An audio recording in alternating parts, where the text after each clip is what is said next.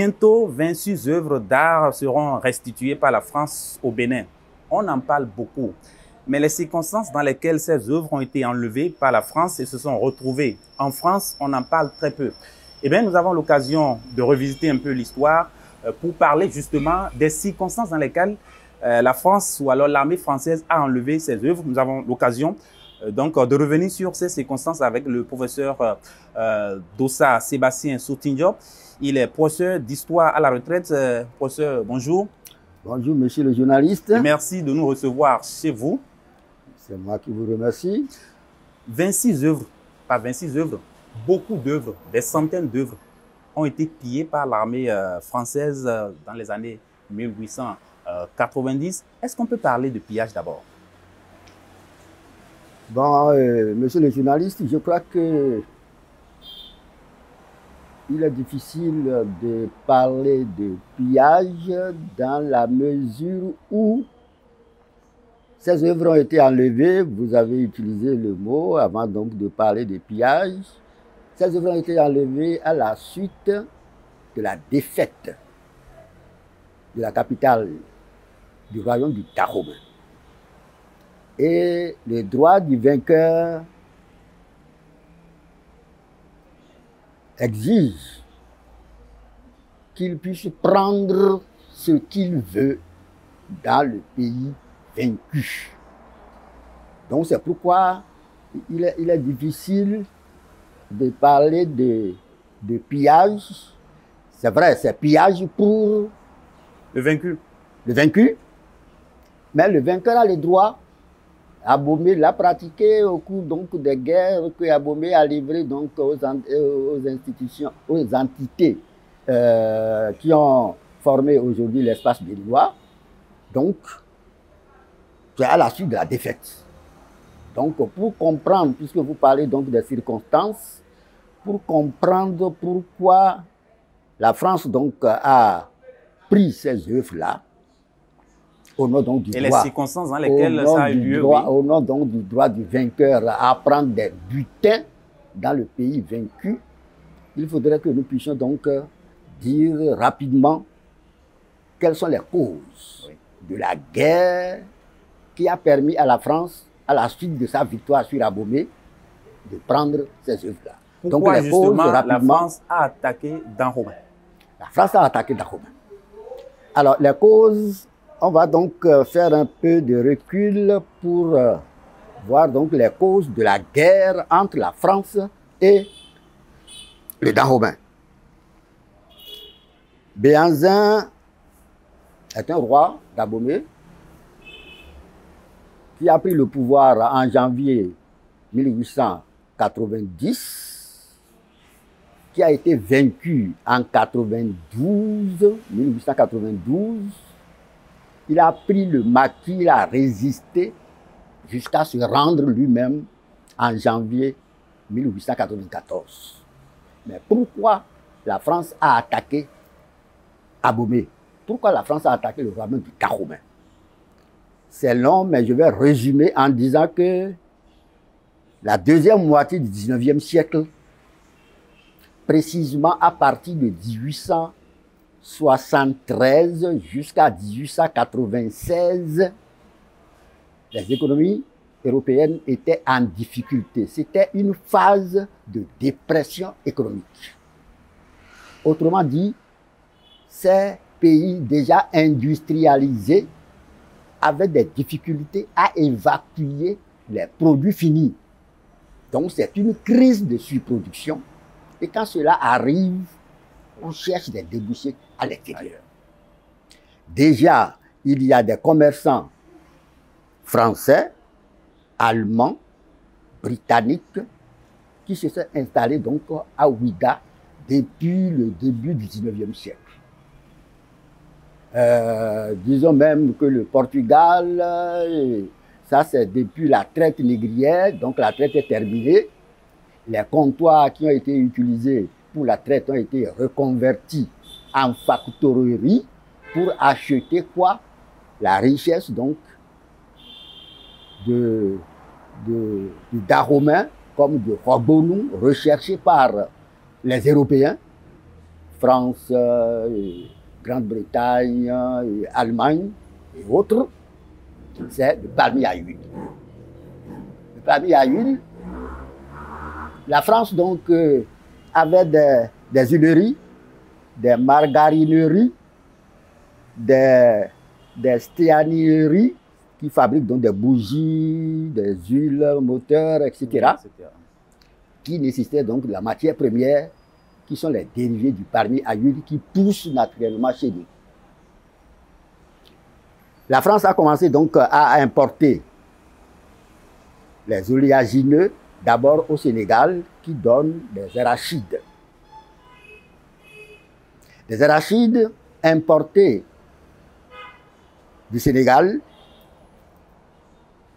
ont commencé à avoir des problèmes à partir du creusement du canal de Suez qui permet de raccourcir le trajet Europe Extrême-Orient, oui. enfin Moyen-Orient, notamment l'Inde, qui va devenir donc une colonie britannique. Les arachides donc étaient importés à Marseille. Cette matière première a fait la richesse de Marseille entre 1841 et 1881. Mais voilà que le percement du canal de Suez permet d'importer des arachides de l'Inde qui coûtaient moins cher et qui envahissaient le marché marseillais. Les arachides qui quittaient donc le Sénégal, on les appelait les arachides en coque. Les arachides qui quittaient donc l'Inde et qui étaient à vil prix, compte tenu donc du trajet qui a été donc raccourci de 9000 km et qui vient donc de l'Inde, coûtaient moins cher. Conséquence, les huiliers, les propriétaires donc des margarineries, etc., qui utilisaient donc l'arachide, les savonneries aussi, savonneries surtout, oui. C'est ça qui allaient acheter donc les arachides de l'Inde, venant d'Inde. Or, tout le circuit est contrôlé par les Britanniques, qui sont en concurrence avec les Français. C'est les Allemands qui maîtrisent encore le marché donc des palmistes. Oui. Comment? Comme le débouché est très grand chez eux, ils rehaussent le prix à Ouida, oui. Concurrence que la France ne peut pas supporter. Conséquence, la France donc a dit il faut donc pouvoir s'installer plus solidement, oui. À Ouida pour pouvoir résister donc à cette concurrence-là. Mais en dehors de ça, il y a quand même la conférence de Berlin qui a joué un rôle important dans la décision d'envahir Dahomey, non? Merci beaucoup. La conférence de Berlin s'est tenue en 1885. Ce que nous disons là, c'est toujours autour donc de 1883, 1880, 1890. Oui. Alors, la France donc veut s'installer à Ouida, au Dahomey, pour pouvoir exploiter intensément les produits du palmier à huile. La Grande-Bretagne s'est déjà installée au Nigeria, après donc le bombardement de Lagos en 1861. Les Allemands sont déjà installés au Togo en 1884. Donc le Togo, il a un gouverneur donc allemand qui est donc au Togo. Porto-Novo est déjà placé sous protectorat. Tofa a accepté donc de placer son pays sous protectorat. Ceci en 1883. La France a tenté une première fois en 1863, au temps de Sodji, le Dey Sodji. Ceci a été remis en cause par des Nippons dès 1864. Donc bref, Tofa a accepté donc que Porto-Novo soit placé sous protectorat français. Ceci en juillet 1883. Ce qu'on appelle les entités qui se trouvent donc au sud-ouest, qu'on appelle les cités Popo, donc à Grand Popo, à Goué, sont placées sous protectorat de la France en 1885. Vous voyez un peu oui. L'environnement, la géopolitique. Oui, donc, s'installer sur la côte de l'espace béninois d'aujourd'hui ça devient un impératif pour la France. Pour pouvoir empêcher la Grande-Bretagne de prendre le Dahomey, oui, ou bien empêcher l'Allemagne de prendre le Dahomey. D'où les commerçants ont fait tout possible pour que le gouvernement puisse conquérir ce pays-là et mettre ce pays sous la protection française, ce qui leur permettrait donc de pouvoir résister à la concurrence économique et politique et commerciale que leur livrent et les Britanniques et les Allemands. Donc c'est ce qui va expliquer que Cotonou, au Cotonou, que les Français donc ils étaient déjà installés, tout comme à Ouidah, tout comme à Porto Novo, ils ont commencé à faire pression. Il y a eu donc un premier traité de 1864. Bon, le roi donc Glélé a dit bon, écoutez, bon, installez-vous verbalement. Ça n'a pas suffi. Les Français faisaient pression pour qu'on puisse avoir un document écrit. Oui. On a signé encore un traité en 1868. Dans ce traité, on dit bon, vous vous installer, faire commerce, etc. Mais l'article, je crois que c'est l'article 2 qui dit les impôts, les droits de douane, ça revient donc au roi. Les Français n'étaient pas vraiment satisfaits et ils ont trouvé la bonne occasion parce que en 1876, il y a eu donc le blocus des côtes dahoméennes par la Grande-Bretagne à partir donc d'une dispute entre un agent donc du roi et un commerçant britannique. Blocus. 1 mois, 2 mois, 3 mois, 4 mois, 6 mois. La France avait peur que ce blocus ne favorise la prise du Dahomey par la Grande-Bretagne. Donc c'est la France qui a joué donc au médiateur. Et on a réussi donc à trouver un modus vivendi. Et la France en a profité pour modifier le traité de 68 en enlevant donc les droits financiers que le traité de 68 accordait au roi. Ça, c'est le traité donc d'avril 1878. Et c'est l'interprétation donc de ce traité-là qui va entraîner la première guerre entre la France et Abomey. Glélé donc affaibli par l'âge en 89, la pression donc s'exerçait. On a envoyé donc une mission, la mission donc de Bayol auprès donc de Glélé pour que bon, Glélé accepte le droit donc des Français à Porto Novo, ensuite accepte que le traité là on puisse donc appliquer. Il n'a pas réussi. Béhanzin devient donc roi, intronisé le 1er janvier 1890. Bref, il dit il n'est pas question qu'une partie du Dahomey soit cédée. Et pourquoi cette posture de Béhanzin? Non, ce n'est pas seulement Béhanzin, c'est un principe fondateur à Abomey. Quand le roi vient au trône, son devoir c'est de faire en sorte que le royaume s'agrandisse. Il ne peut pas faire une cession d'une petite portion du territoire. Interdit. Au contraire, il faut aller à la conquête. Il faut agrandir. Donc ça, c'est un principe sacré, fondateur, que tous les rois d'Abomey ont. Donc, ce traité de 18 avril 1878 a été diversement interprété. À Paris, on dit que non, ça nous donne droit à la cession donc de Cotonou. Il veut faire donc de Cotonou une concession. Oui. Comme ils l'ont fait donc en Asie avec Goa et autres, ou bien Chandernagore, etc. Béhanzin dit c'est pas possible. La guerre devient inévitable. Donc cette guerre a été menée à Cotonou. Elle a commencé en février 1890, précisément le 22.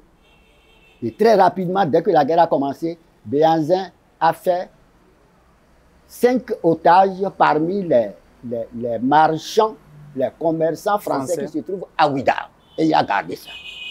Donc il y a eu les opérations autour donc des maisons de commerce qui sont à Cotonou. c'était au désavantage donc, des troupes dahoméennes parce que c'était un combat à armes inégales. Donc, le lieu des opérations, donc, il y a Cotonou, les maisons de commerce, il a eu Achupa, donc, ça c'est le dernier combat.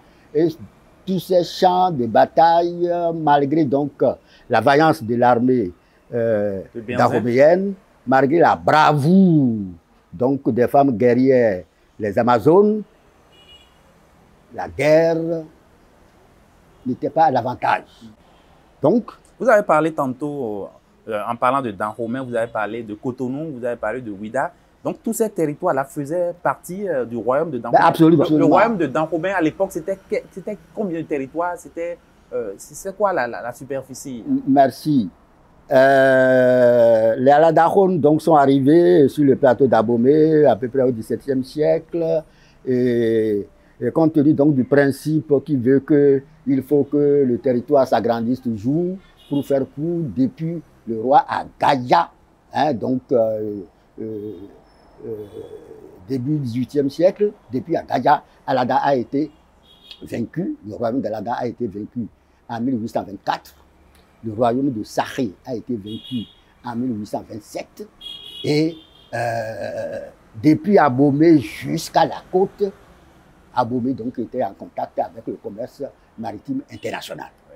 Donc c'est ce qui explique que Cotonou, Ouidah était donc le port donc, maritime, Cotonou était donc une province maritime. Il y avait Dassa. Comment? Il y avait Dassa aussi. Il y avait. Donc non, le royaume donc, du Dahomey allait jusqu'à sur le plan donc de la longitude. Donc ce royaume-là allait jusqu'aux environs de Savalou. Savalou était un royaume en bonne et due forme, mais un royaume vassal, dépendant d'Abomey. La capitale, c'était Abomey. La capitale donc du royaume du Dahomey, c'est Abomey. Ok. On en revient maintenant à la deuxième phase. À la deuxième phase de la guerre, il y a eu une première guerre. Oui, avant de venir à la deuxième phase, il faut que je puisse dire pourquoi on a quitté la première phase pour venir à la deuxième phase. Donc, la première phase s'est terminée par un traité signé à Ouidah. Béhanzin avait toujours les 5 otages. Oui. Donc, le traité, c'est le traité donc, du 3 octobre 1890 qui dit, bon, on va arrêter pour le moment, ce qu'on appelle armistice. Et ça devient donc un traité de paix si le Parlement français ratifiait. Oui. Bref, donc, à cette occasion-là, Béhanzin donc a restitué les 5 otages, a promis ne plus attaquer Porto-Novo, qui est donc maintenant sous protectorat français. Et la guerre, donc cette première phase s'est arrêtée. Oui. Les Marseillais ont mobilisé la presse, ont fait du lobbying, etc., pour empêcher le Parlement français de ratifier le traité qui a été signé le 3 octobre 1890. L'armistice. L'armistice. Oui. La non-ratification de l'armistice, ça veut dire que la guerre va reprendre à tout moment. Oui. Toujours le lobbying donc, des Marseillais, notamment donc, Cyprien Fabre, notamment Victor Régis l'aîné, notamment Borélis, enfin il avait des maisons marseillaises, donc des maisons de commerce. La pression sur le Parlement, à travers donc le sous-secrétaire d'État, à travers le président du Conseil, que M. Cyprien Fabre connaissait parce qu'il avait donc ces relations-là. Bref, on a voté la reprise de la guerre. Et cette fois-ci, on a chargé un jeune colonel de 45 ans, un métis, un sénégalo-français du nom de Alfred Amédée Dodds. On l'a chargé donc de constituer donc le corps expéditionnaire. Il lui a donné donc l'autorisation de commander ça. Et il va faire une déclaration quand il va donc prendre pied à Porto-Novo, dire que Béhanzin n'a pas respecté les clauses donc, de l'armistice de d'octobre 1890 et qu'il continue donc de... C'était un prétexte Un prétexte. pour entrer en guerre. Donc la deuxième phase de la guerre va commencer en avril 1892. L'armée de Béhanzin a tenu au cours de la première phase de la guerre. Mais au cours de la deuxième phase, on a constaté à la fin qu'il n'y était pas du tout, puisqu'il a dû déposer les armes, il a dû se rendre. Pourtant, c'était quoi les circonstances? Et pourtant, la résistance a été farouche. Les Français, donc, disons, 1889 jusqu'à 1891, ont envoyé des experts étudier le terrain séparant Hogbonou du Dahomey. Les différents fleuves, l'Ouémé, ses affluents, qui pénètrent donc le territoire. Ils ont signé donc des traités avec tous les chefs qui se trouvaient donc dans cet espace-là, histoire d'isoler diplomatiquement Béhanzin. Béhanzin aussi se préparait. S'est préparé activement. Il a constaté qu'au cours donc de cette première phase de la guerre, ses armes étaient vraiment dépassées. Oui. Il a acheté donc des armes, des munitions chez les Allemands. Les Allemands. Parce que pendant la première guerre, les Allemands n'étaient pas touchés. Les commerçants français étaient interdits donc de vendre. Donc les Allemands faisaient de bonnes affaires. Ils étaient au Togo dans le temps. Bon. Oui. Le roi Béhanzin comptait fortement sur l'alliance, le partenariat, non, l'alliance diplomatique avec l'Allemagne. C'était au temps donc de Bismarck comme chancelier. C'était le président Guillaume II, avec qui il écrivait pour dire mais ce n'est pas normal que lui veuille être roi donc de l'Afrique de l'Ouest, tout comme Napoléon a été donc roi de l'Europe. C'est Béhanzin qui disait ça. Il ne comprend pas, et donc il demande donc au chancelier allemand d'intervenir auprès de la France pour le laisser en paix. Hein. C'était donc de la naïveté. Oui. Bon, mais c'était de la naïveté. Pourquoi c'était de la naïveté? Naïveté parce qu'ils pensent que les Allemands voulant aussi conquérir le Dahomey, la France voulant faire la même chose, s'il dit, bon, Allemands, vous êtes mes amis, je peux même accepter votre protectorat, mais pas celui de la France, il pensait... Que les Allemands allaient se ranger effectivement et honnêtement de son côté. Voilà. Mais ça n'a pas été le cas. Ça n'a pas été le cas. Et ceci, c'est important de le souligner parce que par deux fois, la France et l'Angleterre se sont retrouvés sur le terrain militaire. Une première fois en 1814, qu'est-ce que je dis? Non, une première fois en 1871, où les Français ont été battus à plate couture par les Allemands. Oui. Une deuxième fois, c'est là, au cours donc de la Première Guerre mondiale. N'empêche que, face donc à un souverain africain, compte tenu des intérêts des Allemands, parce que les Allemands connaissent Béhanzin, ils connaissent sa fierté, ils connaissent son désir d'être le souverain indépendant de son pays. Les Allemands sont au Togo. S'ils aidaient effectivement Béhanzin à contrecarrer la France, un homme aussi fier qui est à la tête d'un pays voisin de leur colonie du Togo, ne sont pas sûrs de pouvoir maîtriser ce type. Donc, tout en maintenant les relations diplomatiques, les Allemands faisaient tout possible pour saper la base. Oui. Ils disaient donc aux Français de ne pas avoir peur.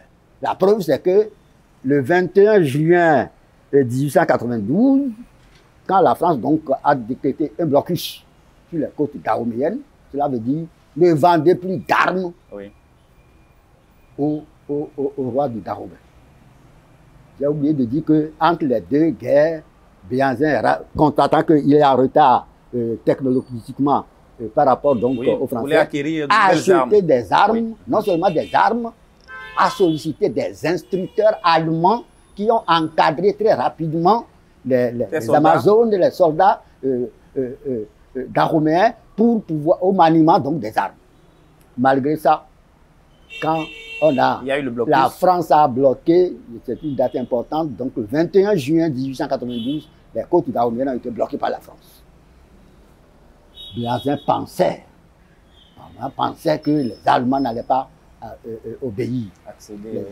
C'est de Berlin qu'une lettre est atterrie donc, en direction donc, du gouverneur allemand au Togo pour dire de ne vendre ni armes ni munitions, de respecter le blocus. Et mieux, si jamais dans sa fuite, Béhanzin passe par le Togo de le prendre.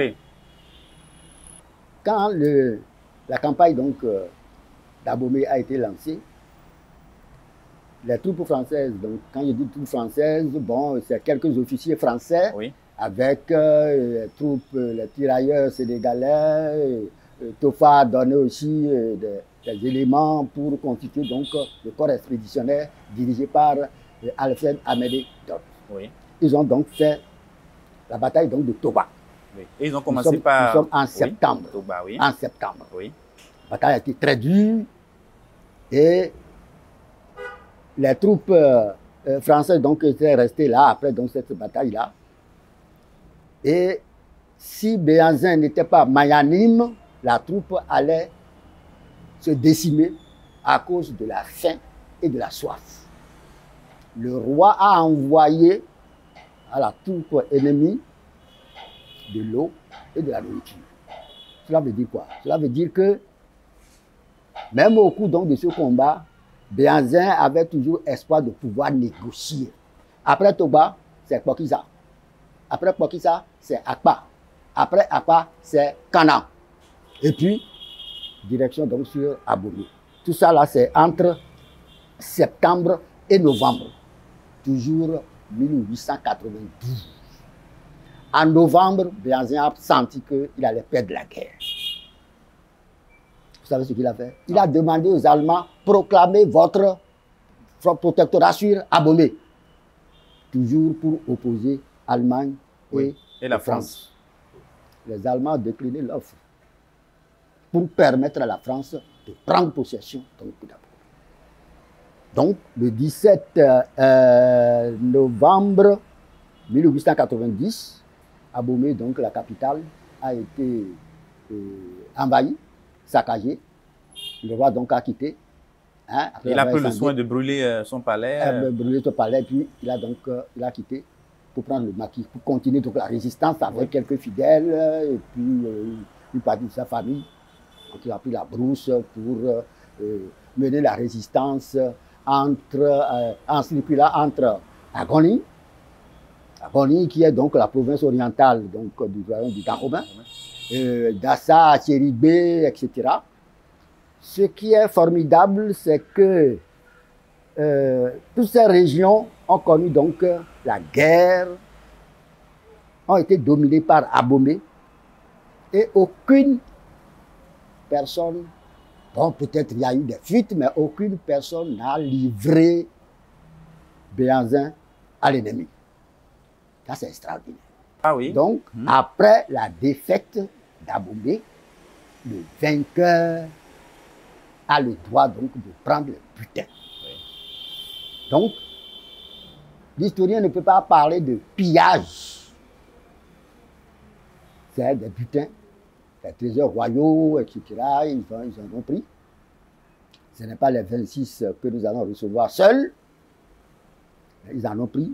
C'est difficile donc de dire en historien que c'est le pillage. Parce que le vainqueur est libre donc de prendre ce qu'il veut dans le pays vaincu. Abomey a fait la démonstration à l'intérieur du pays, dans sa dynamique pour unifier, pour constituer une nation. Dynamique qui a été donc stoppée par la colonisation. Merci, professeur. Madame, monsieur, c'est la fin du cours d'histoire du jour avec le professeur Dossa Sébastien Soutinho.